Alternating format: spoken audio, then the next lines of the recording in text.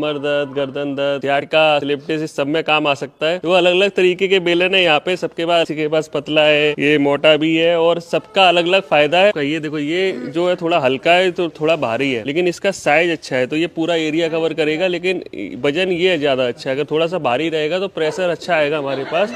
और कैसे कैसे इसका यूज करना है, कभी किसी ने यूज किया है पैसे पहले बेलन का? तो ऐसे रखकर इससे मसाज करिए और बैक पे भी पूरा उसको दिया है, उससे बहुत अच्छा, आराम होता है। पूरा लेग मसाज उनका कर रहे हैं अच्छे से, पूरा हल्के हल्के से जाना, ताकत नहीं लगानी है। आपको प्रेशर तो नहीं लग रहा है? जब ये जाएगा इस तरीके से, आपका जो फासिया रिलीज करेगा, मसल को रिलैक्स करेगा और उससे आपका पेन जो है वो धीरे धीरे करके कम होने लगेगा। तो जो फुल बॉडी मसाज अगर लेनी हो तो आप एक बार में ले सकते हो। यहाँ स्पाइन के जितने भी वर्टिब्रा हैं, ये हमारे बॉडी के अलग अलग ऑर्गन से कनेक्टेड होते हैं। यहाँ से ऐसी नर्व्स जा रही हैं, पूरे शरीर को चलाती हैं। तो अगर आप स्पाइन को करते हो डेली 2 से 3 मिनट, तो आप पूरी बॉडी की एक मसाज कर लेते हो, सारे ऑर्गन्स को आप एक्टिवेट कर लेते हो और उनसे दर्द के साथ साथ दूसरी प्रॉब्लम भी क्योर होने लगती है। इसके अलावा ये जो हमारी पिंडलियां हैं, जैसे सर कर रहे हैं, सर अच्छी रोटी भी बेलते होंगे, सर अच्छी रोटी भी बेलते होंगे, ठीक है। तो ये जो पिंडलियां सही कर रहे हैं, पिंडलियों में क्या है सर, देखिए, पिंडलियों को सेकंड हार्ट बोलते हैं। दिन भर हम लोग खड़े रहते हैं, बैठे रहते हैं, तो ब्लड सर्कुलेशन नीचे आ जाता है, ऊपर नहीं जा पाता। अगर ये डेली आपने रात को कर लिया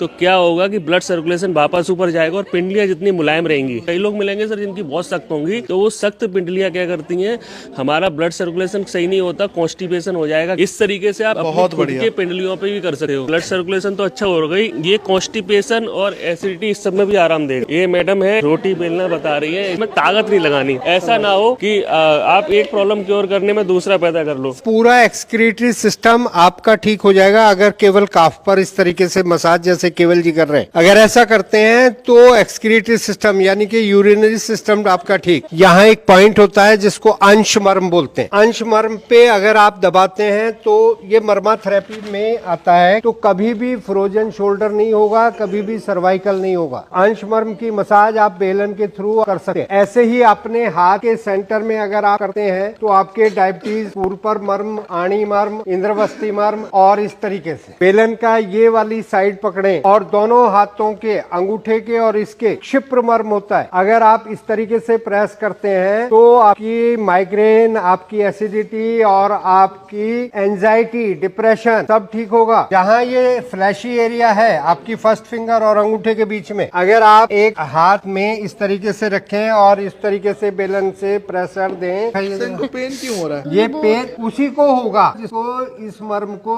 दबाने से माइग्रेन ठीक हो रहा है। अगर किसी को पेन नहीं हो रहा है इसका मतलब उसको माइग्रेन नहीं है। ये अंश मर्म के लिए बहुत यूजफुल है। अगर पेन है और ऐसे ही स्कैपुला बोन के यहाँ जब हाथ ये आप ऊपर लाते हैं और पीछे ले जाओ, जहाँ ये बड़ी फिंगर आपको टच हो रही है, यहाँ ये अंश फलक मर्म है। अंश फलक मर्म को दबाने के लिए भी आप बेलन को यूज कर सकते हैं इस तरीके से। अपर बैक में अगर बेलन यूज करते हैं तो ये आपके अंश फलक मर्म, और ये जो आप करते हैं अगर यहाँ लोअर बैक पे, लंबर रीजन पे, तो पृष्ठ संधि मर्म होते हैं, पार्श्वमंद्र मर्म कहते हैं, उनको करेक्शन यानी कि मर्मा थेरेपी भी आप इस बेलन के थ्रू कर सकते हैं। सीएटी का पेन हमारा होता कहाँ से, जहाँ L1 से लेकर L5 तक और दोनों हिप जॉइंट के बीच में ये सैक्रम बोन है। यहाँ से एक नर्व निकलती है जो ग्लूट के सेंटर से होती हुई पैर की तरफ जाती है। सीएटी का पेन जब भी होगा आपके ग्लूट के सेंटर से होगा शुरू और नीचे पैर तक। लोग पैर रख भी नहीं सकते, उसमें आपके सियाटिका में भी आपके ग्लूट पे मसाज देनी है। आपने ये